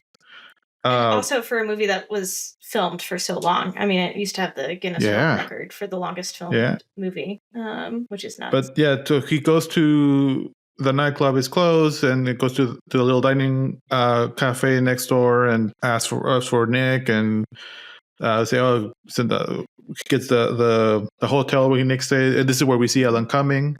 That's right. Love this little. Alan Cumming wants to fuck. Real bad. Oh, so bad. He wants Everyone Bill. wants to fuck. Everyone wants to fuck Bill in this movie. Everyone wants to fuck Bill. This is what I'm thinking. Like, is Bill asexual and he just doesn't he hasn't accepted it yet? Because I think a modern interpretation was. Yeah. He tries to have sex and he just never gets there. No.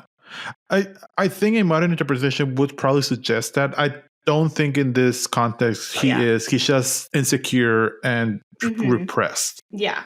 Because just by the last word spoken in this movie, he's not asexual. I mean, yeah, for sure. I think he's feeling self-conscious about maybe, because there's so many moments, even in like a fucked up way, that he could be more sexual in a fucked up way, and he just doesn't do it.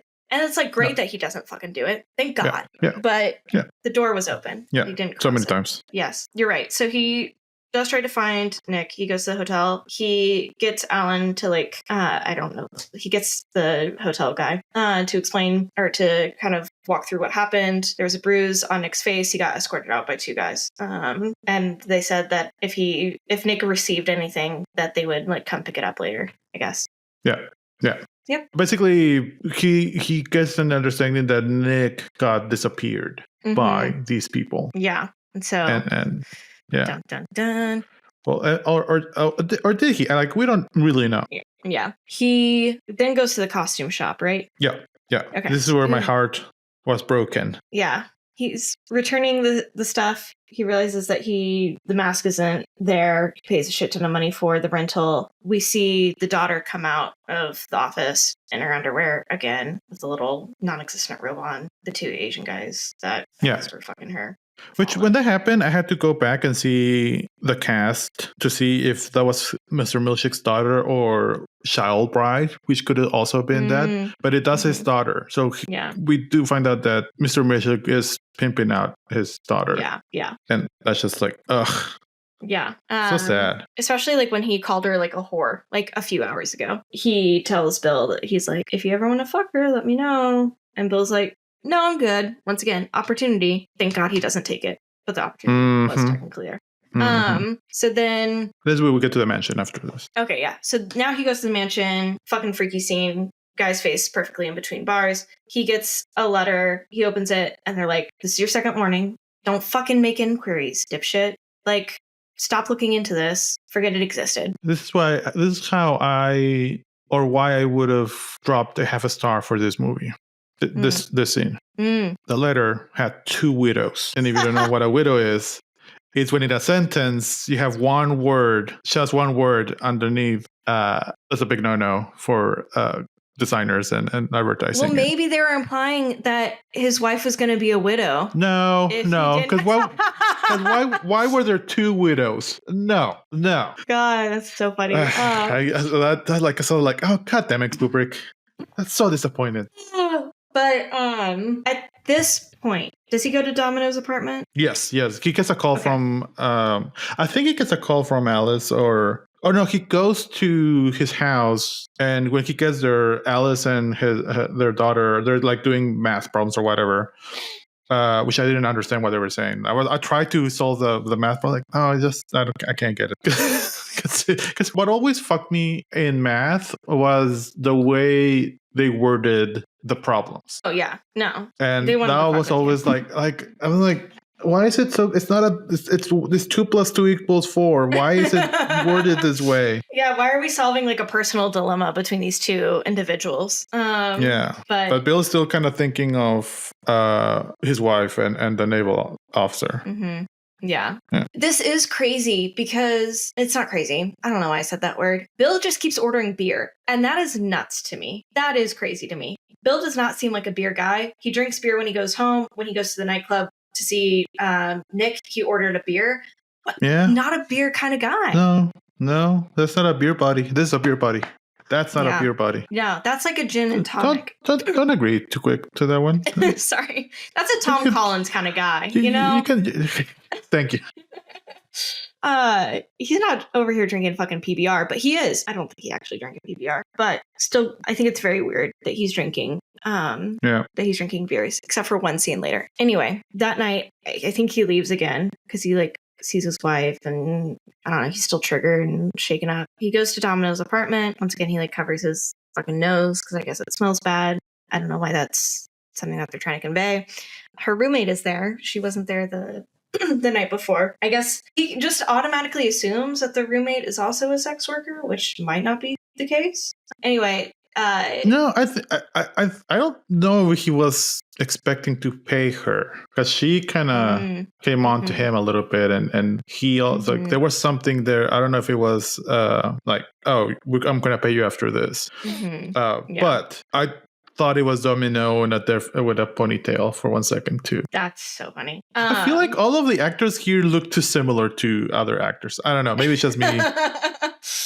I just think all white people look the same. That might be that's it. valid. But yeah, I think you're right. So this is the moment where like Bill gets like the most like sexual outside of like when him and he does, Alice. And I was like shocked. I was like, oh, he can be smooth. This is crazy.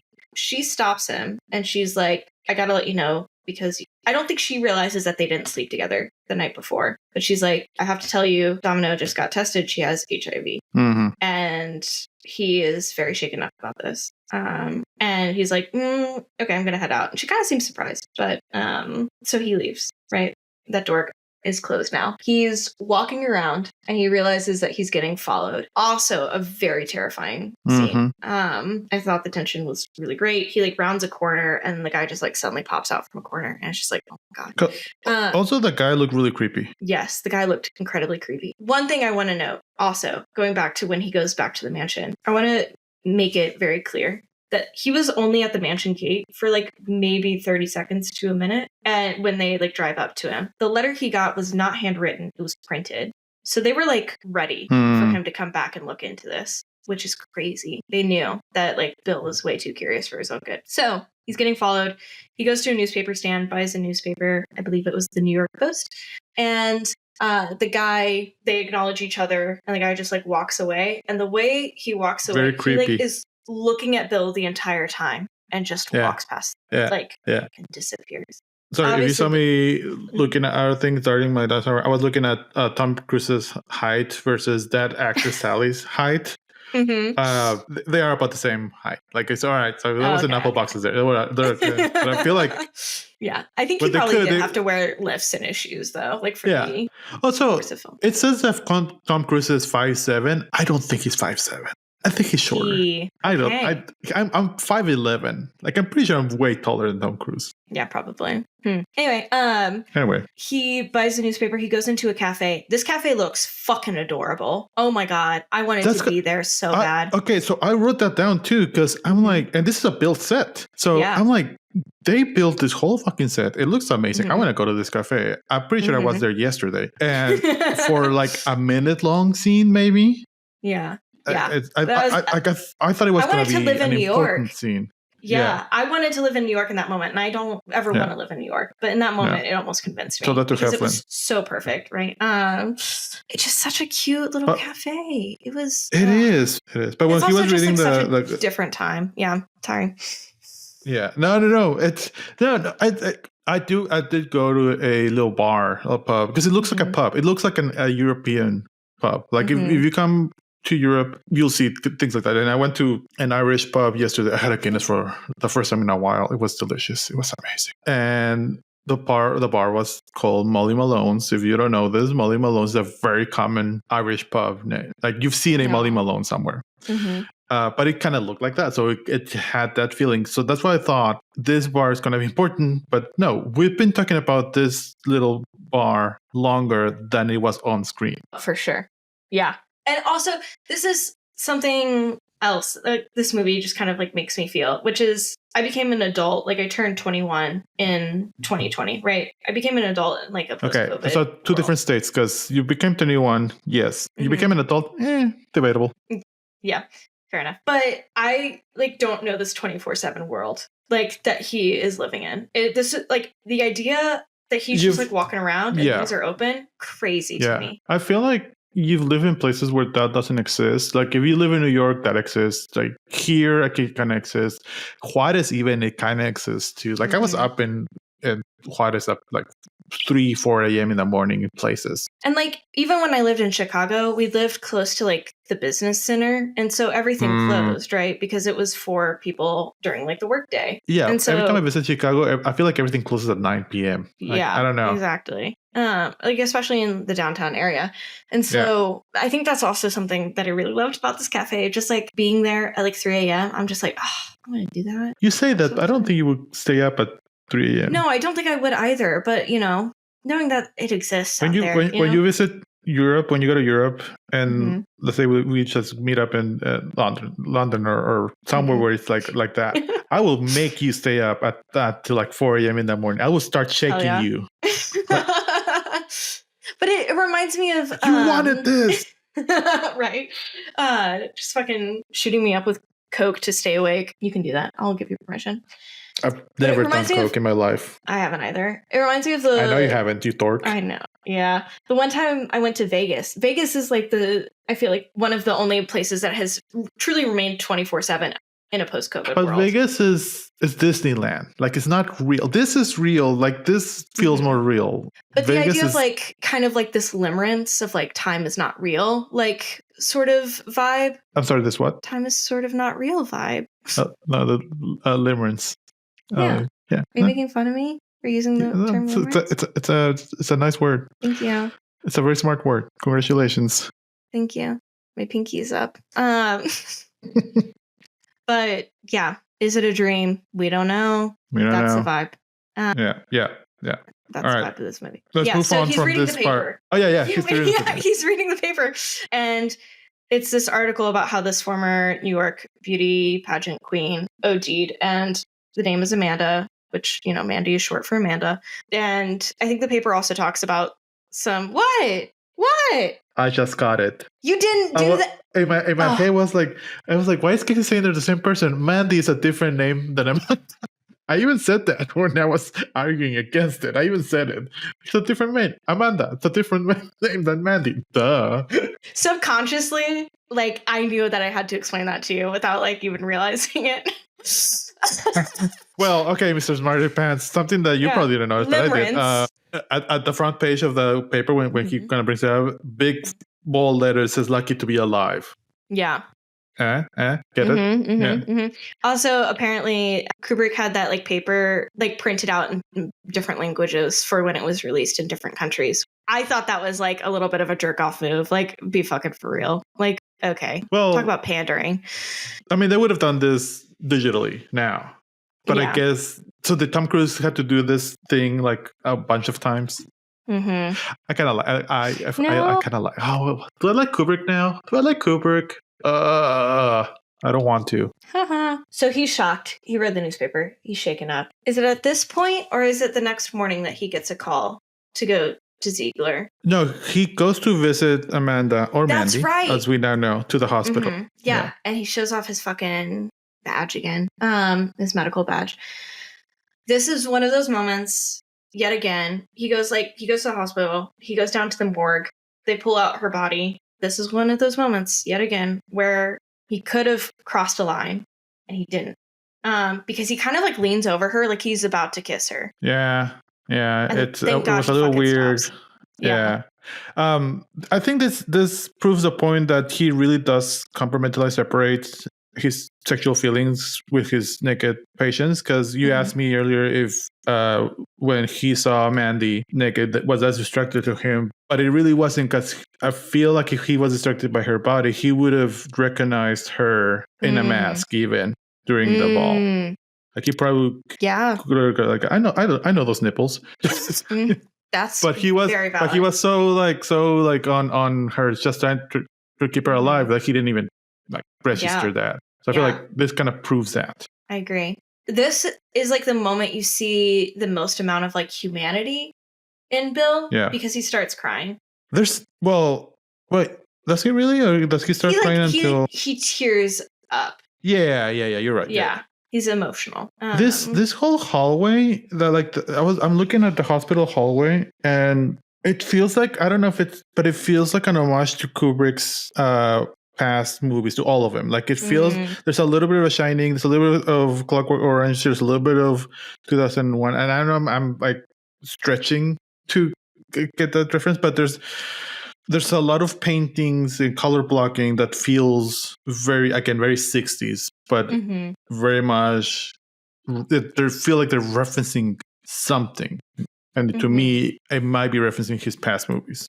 But he probably knew it was his last movie. I think he was sick, right? Or no, because his family was very shocked. I think maybe he might have known, but his family was definitely not prepared for his death in the slightest. Because a few days, I think like around 4 days before he died, he called his assistant, and his assistant was the one that played the guy in Redwood, and was like very, very nice to him. They had a very nice heartfelt moment, supposedly.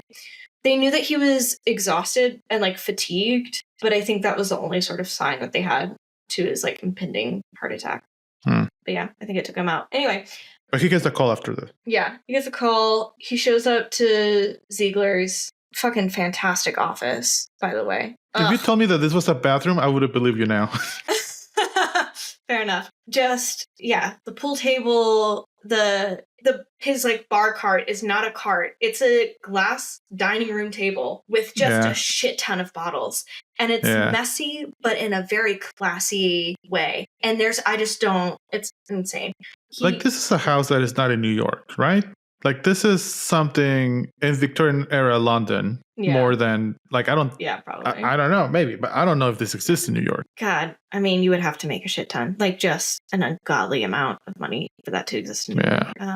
But I think that's like, definitely Ziegler's vibe. Any of our rich listeners, and I know there are many out there, please let us know if you could afford a house like this in New York. This is a fantastic scene. Ziegler is like, we got some problems. And Bill's like, tell me about your problems. And Ziegler's like, not my fucking problems. No. It's your fucking problem, bitch. And he goes, what the fuck are you doing? And Bill's like, what are you talking about? He goes, why the fuck did you go there? And Bill's like, what are you talking about? He goes, I was there. I saw you. I saw the whole thing unfold. I know exactly what fucking happened.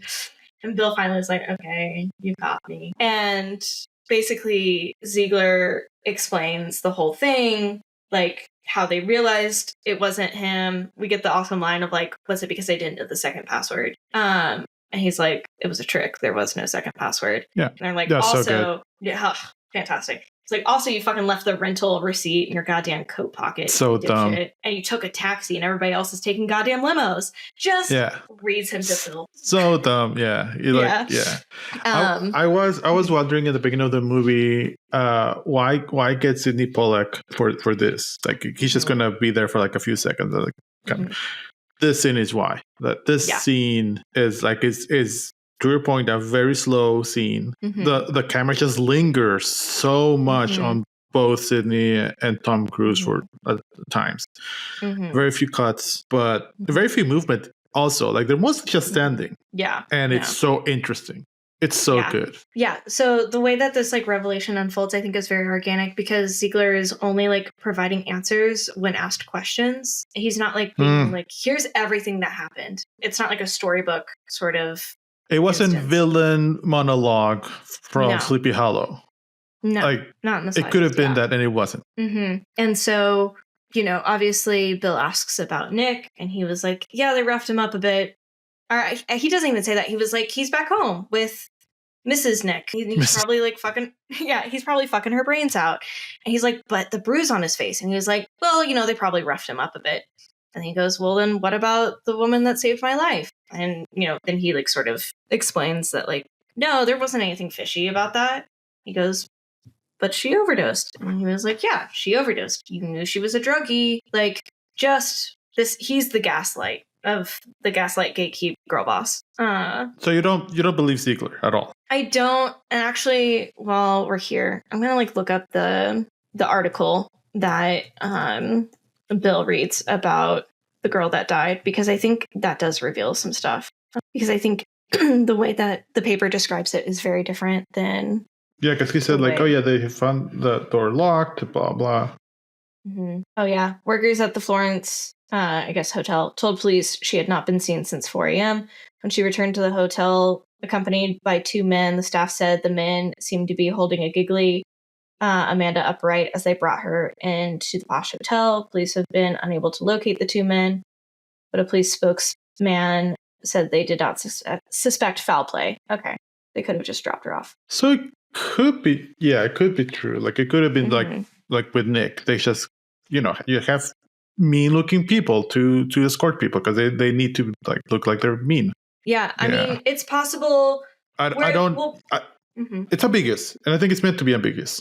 Yeah, and I definitely think the charade that Ziggler is trying to like act like it was, because basically Ziggler tells Bill that like, yeah, like it was a charade because we wanted to scare you, because we wanted you, like, you don't need to be involved in this, like, don't worry about it. And I think where the charade probably began is when they were like, hey, taxis outside, like, you need to go talk to him, and like they bring him back into the main room. But I think everything beforehand was like real, right? It's not like they knew that he was going to show up. Yeah. But the whole ritual thing with the incense and all that, it's like that's just bored rich people shit. Yeah. I can't believe that. It was silly, but I can't believe it. Yeah. But Ziggler just tells Bill, like, you gotta let it go, man. Like, they're gonna fuck your shit up if you don't. And he's like, how do you know all this? And Ziggler's like, I was fucking following you, dipshit. Which is like kind of sweet that like Ziggler was like looking out for him. Like, he was trying to make sure that he could warn him before things got too crazy. Yeah, great scene. Bill goes home. How high up there do you think Ziggler was in this organization? Like, do you feel like he was like the guy in Red's boss? Like, was he top, or was he like just part of it? I think he was just part of it, only because it's I think if he was a leader, he would have talked about the group in a different way, more in terms of like using like we instead of them. But he alienates himself from them because he's like, they arrive in limos, but like he would also be arriving in a limo too. So there's some like distinction there that I don't think would be there if he was like part of the group fully. Yeah. Bill goes home, and I don't know if it's this take or if it's the next one, or if it's a different one. But apparently one of these takes, Tom Cruise had to walk through the store like 94 times because, Kubrick is fucking whack.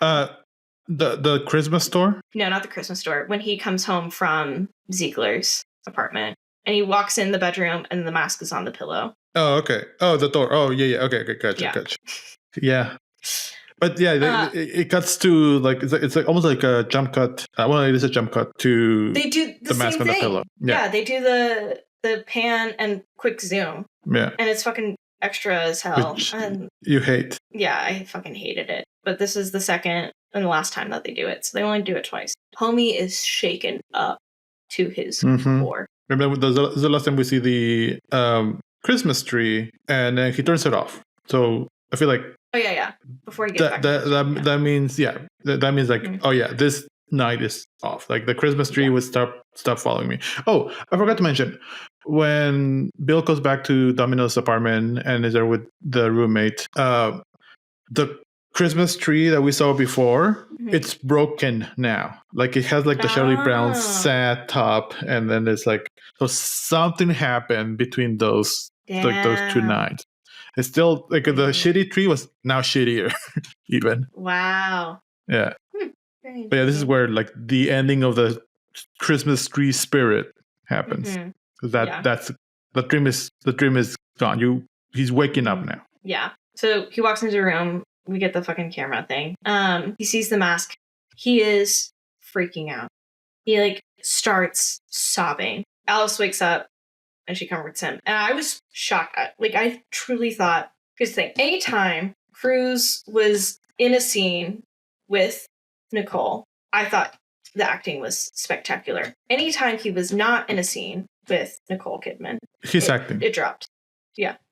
Yeah. But I think that speaks to like just how great her performance is, where she makes the other actors better when she's like in a scene with them. Because I thought she was just fantastic in this movie. Anyway, he was like, basically, she's like trying to comfort him. He was like, I'll tell you everything. And then boom, we cut to like, these motherfuckers have not slept a wink this night. They're in the living room. The lighting is very blue. And you can tell that she's been crying and she's smoking a cigarette and her hair still looks fucking fantastic. I know, she just woke up like that. And the way he is slumped, like he's full double chin mode of just ashamed of everything that's unfolded. This is peak Tom Cruise era, and for him to be like double chin, like slumped like that, like that's a choice. Yeah. And Yeah. I bet he wasn't happy with that. I bet Kubrick made him do it. Right. But like yeah, that's a choice. Mm-hmm. And it's very quiet. Like they're not really saying anything. And then I think she finally breaks the silence where she's like, Helena's about to wake up and she expects us to take her Christmas shopping. And then boom, we cut to them being walking through the mall.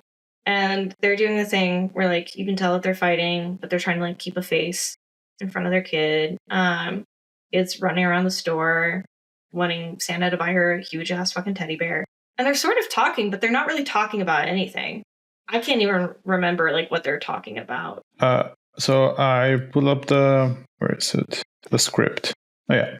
So yeah, they're kind of talking about the night, like what happened. They're trying to kind of like, because Bill kind of says, he kind of says, "Are we cool? Like, what's going to happen between you and me?" And Alice is more like, she's kind of more in that realm of let's move on. Like what happened, but now we need to wake up. I'm just gonna read the last few lines because I really like them. I pulled up the script. I never do this, Casey, but I have the script. So after Alice tells Bill, let's just move on. And Bill says, are you sure of that? And Alice says, am I sure? Only as I'm sure that the reality of one night, let alone that of a whole life, can ever be the whole truth. And then Bill's like, and no dream is ever just a dream. Alice, the important thing is we're awake now and hopefully for a long time to come. And Bill's forever. Alice, forever?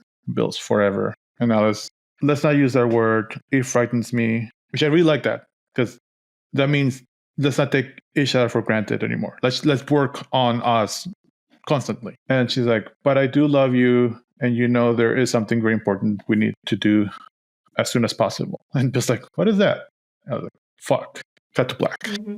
Amazing. The last word spoken in this movie. And I love this interaction because it kind of like twists the knife a bit in comparing their like situations of like, yeah, I had like this wild thought to run away with this guy. You took that and you created a whole fucking 3-day escapade out of it. And you almost slept with a sex worker. You almost got into this fucking orgy thing. And I just had a dream?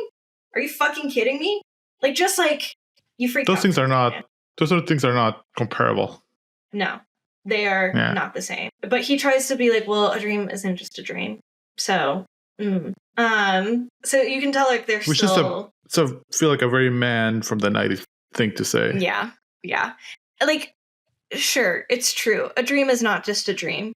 But like, this was a dream she had years ago. It doesn't fucking matter anymore. Get over it. And nothing ever happened from it. But yeah, that's the end of the movie. Yeah. How do you feel? I feel great. How do you feel? Coming into this, talking about this movie, you and I'm like, how awkward is it going to be? Because I feel like, is it going to feel like when you watch a sex scene with your parents? Like, is it kind of like that? But the movie wasn't really about that. They were like, it was obviously about sex, but I think I got too distracted by how gorgeous it all looked. Yeah. And how perfect it was.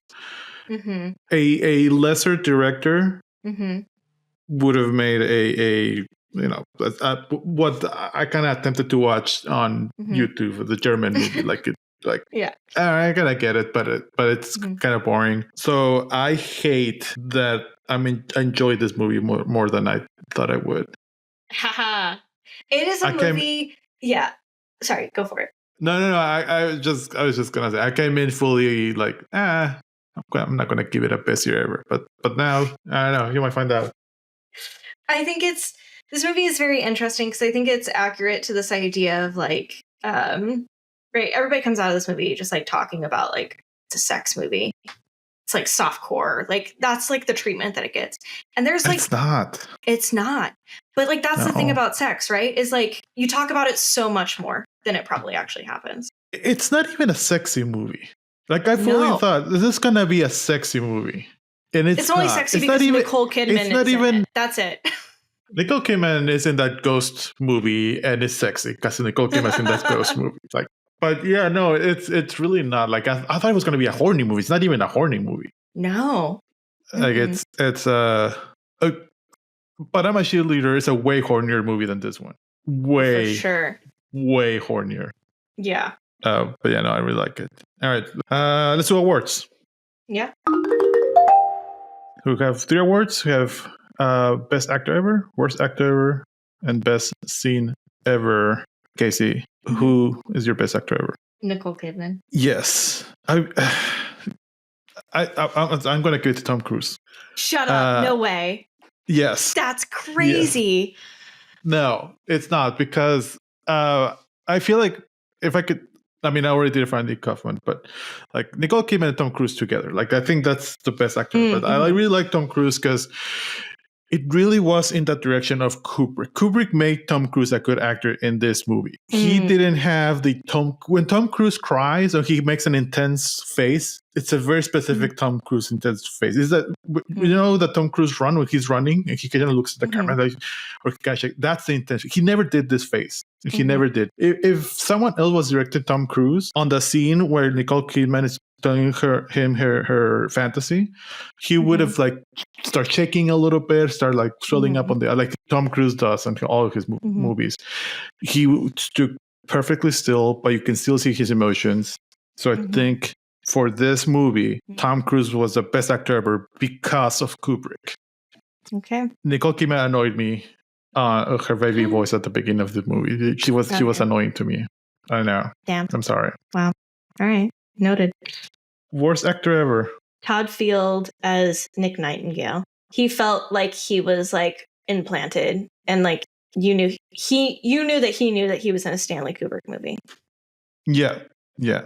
All right. I agree with you. I was gonna give it to Sky Dumont, who's the rich, creepy guy from the beginning. The sexy Hungarian. I keep calling him sexy. I don't think he was sexy. No, I mean, something's wrong with you. But I was gonna give it to him. I just didn't buy it. But yeah, Todd Field, he was in another movie. He was trying too hard. I can agree with that. Yeah. Best scene ever. I will give it to the revelation scene with Sidney Pollack. I think that's my favorite scene. That's the scene that like I watched this years ago, and that's the scene that like I remember the most out of all of it. So I think it's like withstood the test of time. It's a long scene too. I'm gonna give it ironically to when Alice meets the sexy, how you put it, sexy Hungarian guy. I thought that was the sexiest scene. I thought that was the maybe the only very sexy scene, and it was because of that long pause, that line. Like the actor was hamming it up a little bit, but I feel like it fit to the scene. So he annoyed me, but I thought the whole scene was really great. And then the juxtaposition of Alice and this guy, and then Bill just panicking with the 2 models, just completely biffing it. Like just he did not want to do with his hands. Exactly. So the whole thing, but just the start of it, where Alice is like just gorgeous, backless dress, and just sits and just a long pause. Just really good. Yeah. Do I like Kubrick now? Am I an asshole now? I mean, now. Not wrong. So Casey, very important question. Based solely on this movie, was 1999 the best year ever for movies? Yeah. What about you? I was gonna give it. I was so ready to give it a no. I was here. I was like, we're gonna have a fight about this. Our friendship's gonna end. But no, I'm gonna give it a yes. Also. Oh yeah. It's not even a weak yes. It's a strong yes. Which is damn. I hate it. You've really 180. I know. Anyway, I think I need to move on and see we're gonna watch next week. 50 is 8mm. Is that a scary movie? That is a scary movie. And it's Nicolas Cage. Okay, it's a mystery. It's not like a horror. I think it's good. I don't remember, but I do feel like this is more of a Nicolas Cage than Nicolas Cage was in the last movie we saw him in. See, that's why I'm like really interested. Yeah. Very curious. Yeah. All right. So we'll see you next time. Let's go watch 8mm with Nicolas Cage. Bye. Bye. What was your favorite mask at the orgy cult sex party? Let us know and then DM us at bestyearever_pod on Instagram, or leave us a comment on your YouTube. And then you can also email us at bestyeareverpod@gmail.com. Don't forget to follow, subscribe, and rate us on Apple and Spotify.